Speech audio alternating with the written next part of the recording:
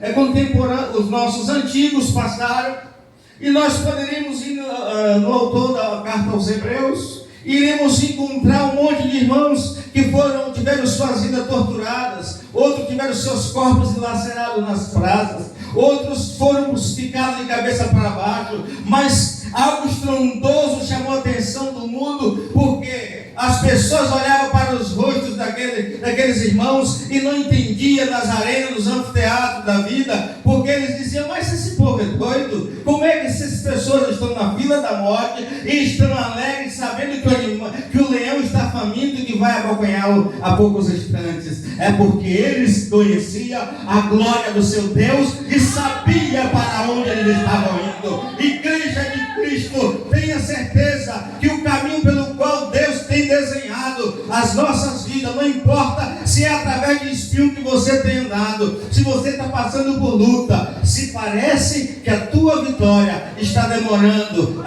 É 30 anos, pastor, já tem muitos anos, eu já estou desanimado.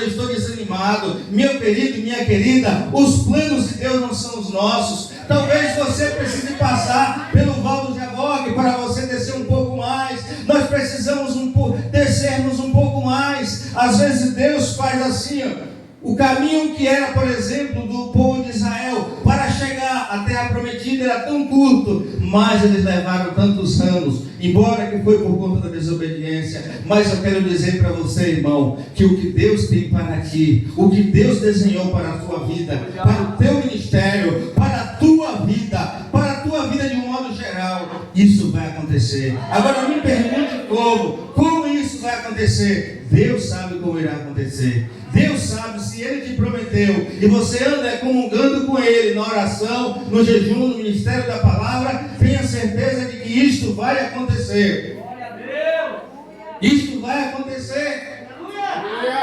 Saul sai para procurar as jumentas do seu pai, mas não sabia que ele teria lá na frente algo diferente preparado por Deus. Acontece com cada um de nós muitas vezes isso. Você saiu de um lugar. O pastor Davi saiu do estado de São Paulo, veio para Santo Estevão, e hoje é o superintendente do campo, primeiro de Santo Estevão, agora de Pecaetá. Às vezes a gente não entende o plano de Deus nas nossas vidas e até questionamos. Às vezes a gente fala: Deus está doendo, parece que meu esposo está demorando de se converter, eu não suporto mais essa luta. Senhor, assim a enfermidade que tarda de ser curada. Deus está falando nessa noite: eu tenho um novo plano, esse novo ano de desafio para a tua vida.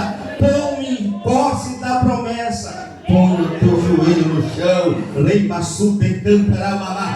põe o teu joelho no chão, começa a glorificar ao Senhor, independente do caminho que você tenha que percorrer, se é espinhos ou se é talvez um terreno, um caminho melhor, se é de carro ou se é de bicicleta, não importa. Se você estiver na direção de Deus, Deus vai te honrar. Os desafios para esse novo tempo, os desafios, pode aplaudir o Senhor.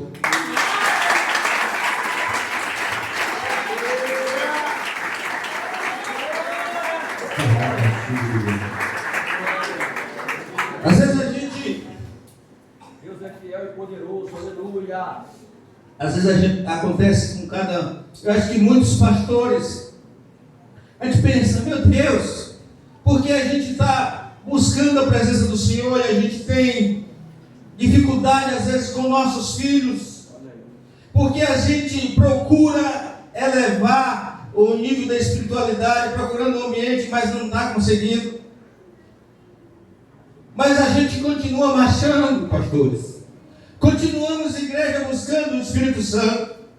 Continuemos a fazer aquilo as coisas mais simples: jejum, oração, leitura da palavra. Não precisa inventarmos nada, já está na palavra. O que Deus tem para mim e para você é um desafio, é um trilhar, e dentro desse trilhar está a vitória, mas precisa perseverar dentro disso tudo. As jumentas sumiram, mas tem um profeta lá na frente que vai direcionar você para a vitória. Ninguém está órfão aqui. Deus preparou o homem de Deus para conduzir-te à vitória.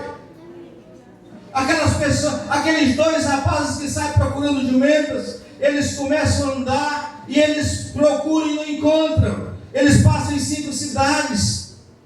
E em uma daquelas 5 cidades, eles encontram e sabem que eles ouvem falar que ali estava um homem de Deus. Havia ali a presença de um homem de Deus, um homem de palavra, um homem de oração, um homem de exemplo. Aqui em Ipecaetá tem homens e mulheres de Deus. Então não se preocupe com o que ficou lá para trás, com aquilo que foi dito, porque o homem de Deus vai direcionar você ao caminho correto. A Bíblia diz que aquele homem estava ali, era o profeta Samuel, e Deus já tinha falado com o profeta. Irmãos, Deus não faz nada em vão. E para o novo tempo que nós estamos vivendo, dentro desse novo desafio que nós temos, os desafios que nós precisamos de empatia, nós precisamos de unidade, nós precisamos dessa unidade. Fiquei muito feliz em ver o pastor Natalino aqui, e ouvir o pastor Adalgiso a falar acerca de estar sempre junto na comunhão, nas vigílias. Isso é muito maravilhoso. A gente precisa mudar algumas coisas para que Deus comece. Deus nunca parou de trabalhar. Nós aqui muitas vezes temos dificuldade de entendermos a voz de Deus, mas Deus está bradando nesse ano. Os desafios para esse novo tempo requer amor, requer integração, requer unidade. E a unidade, às vezes, ela não é uma unidade unânime, mas é a unidade do Espírito Santo. É a unidade em que Deus diz assim: eu estou unindo o meu povo, eu estou trazendo coisas novas. Mas isso não quer dizer que o pastor Dailson vai dizer amém a tudo que o pastor Israel vai dizer. Mas todavia, essa é a unidade da minha igreja. Se Paulo e Barnabé não tivessem desentendido, talvez uma boa parte da igreja não tivesse das pessoas não tivessem sido evangelizadas. João Marcos não teria tomado outro caminho, e o outro teria tomado um outro caminho. Mas eu quero dizer nesta noite, que quando aquele homem, aquele moço que diz a história, que aparentemente tinha 17, 18 anos, menino novo, Saul não sabia o que estava reservado para ele. O povo pediu a Deus um rei. As pessoas estão pedindo aí o tempo todo algo bom. As pessoas estão procurando e xingando, vamos dizer no popular, xingando, ou falando palavras de baixo calão para as autoridades, falando das autoridades. Mas eu quero dizer que se o Senhor não for o dono da nação, de nada adianta.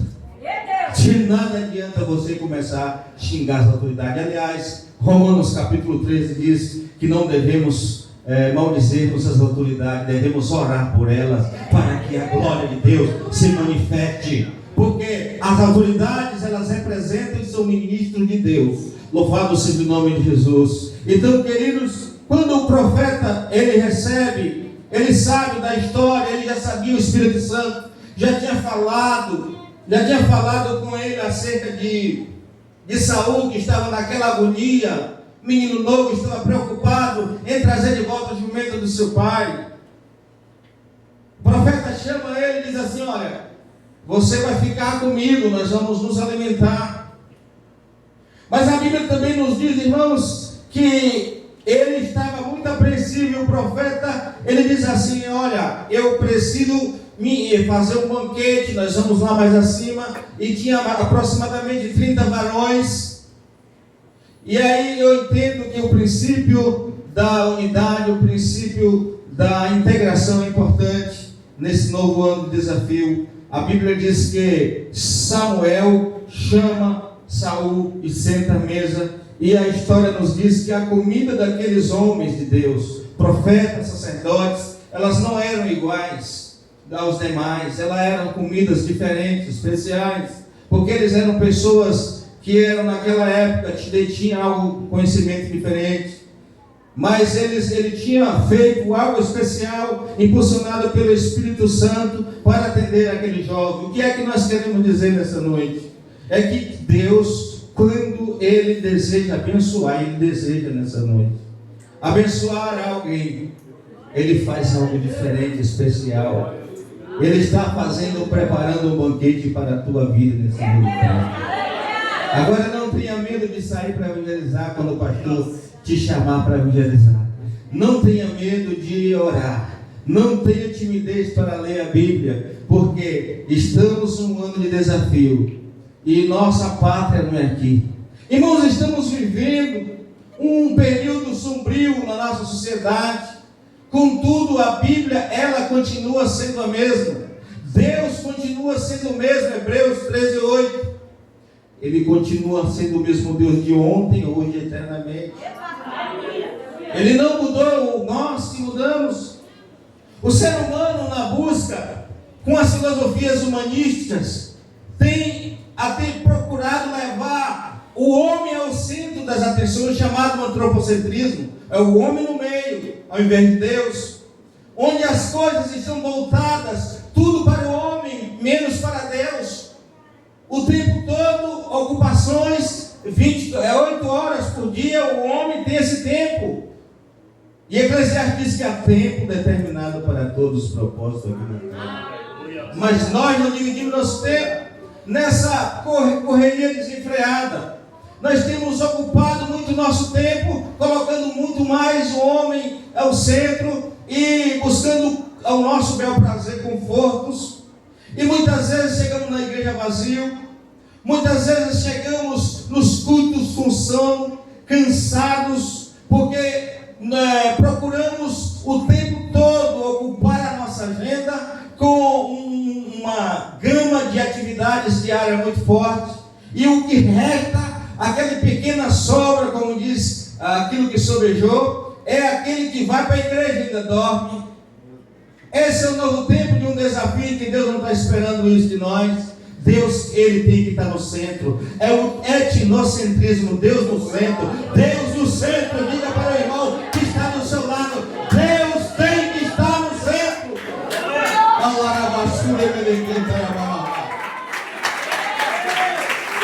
Deus é o centro. Eu não entendo. Porque é que Ele nos doou a vida. E temos essa dificuldade de entendermos. Mas isso é que o mundo está apresentando, e nós, sem entendermos, com a mente cauterizada, eu digo nós, entre aspas, estamos levando isso de goela abaixo. Mas temos que entender o seguinte: chegou o teu momento com Deus, irmão, pule fora. Chegou o teu momento com o Senhor, priorizemos. Cristo é o centro de tudo, em todos. E por conta disso há um número muito grande de pessoas que estão esvaziando as igrejas. Pessoas, alguém diz, tapa a porta do fundo porque a da frente está entrando, mas a mesma proporção ou mais, que entra pela frente e sai pelo fundo. Mas aqui não importa o tempo, e estão saindo. Mas a questão, não estou dizendo aqui literalmente, a questão é na expressão simbólica que eu estou me referindo. Muitas vezes lutamos para ganharmos 30, 40 almas. E depois dói muitas vezes quando 10 saem ou uma sai, porque ninguém quer perder, principalmente para o reino das trevas. O que nós precisamos entender, irmãos, é que por conta de tudo isso, alguns fatores externos que contribuíram para o esvaziamento da igreja no período pandêmico, e ainda dizem que estão vivendo esse período, a gente tem uma dificuldade, muitos pastores estão tendo essa dificuldade muito grande. Mas o desafio da igreja é reintegrar essas pessoas. Buscar, não espere o pastor, não esperamos o obreiro, o diácono, o presbítero, a missionária, a dirigente. Você é sacerdócio real, você é nação santa, você é um povo separado. Nós somos essa geração, nós não podemos deixar ninguém para trás, irmãos. Aqueles que ficaram para trás, você está vendo, comece a buscar, comece a se inquietar. O pastor, ele tem muitas funções, muitas atribuições. Os homens de Deus, as mulheres de Deus têm muitas atribuições. O Senhor, quando disse aquela missão tão enfática, Ele disse assim: ide e fazei discípulos. Ele não está falando somente para o pastor, Ele está falando para toda a igreja. Quando Saul voltando ao texto, quando Saul chega e vai comer aquele bocado que o Espírito Santo já tinha revelado a Samuel, vai vir tal hora um jovem aqui, e ele será, você vai derramar, pegar o chifre do carneiro, pegar o óleo e derramar sobre a cabeça dele, ele será o rei de Israel.